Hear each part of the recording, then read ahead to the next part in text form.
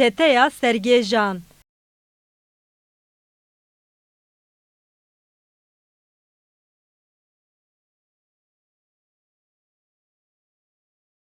David Scott Gante ku di sala 1997 de di şirketa pereyan a veguhestinê ya bi navê Loomis Fargo and Companyê de wek ajokar wezîfe dike, her roj bi wesayîda bizirxî bi milyonan lîre pere dibe gelek cîhan.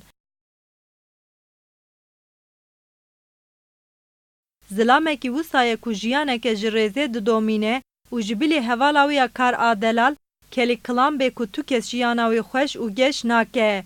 Rojekê Kelly, David qanî dike ku wî pereyê di wesayîdên zirxî de bidize. Ev fikir ê hevala Kelly Steve Chambers e. Tevî zor û zahmetiyan David, 17.3 milyon dolarî didize.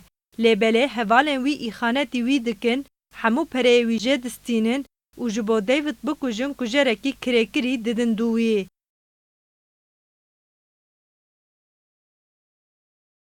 David niha hem ji qanûn hem jî ji kujerekê kirêkirî direve û ji aliyê din ve jî ji bo heyfa xwe ji hevalên xwe hilîne, her rê û rêbazan diceribîne.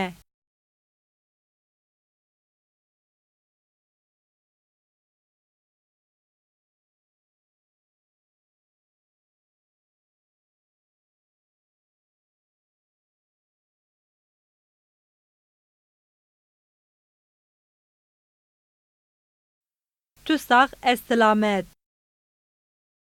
Reyasê qaçaxçiya her tim rastî heftê. Qedera silametê ku dê piştî du rojan were tehliye kirin û ya hevalê wî yê Qawişê Sancar ku cezaya heta stendiye heman e.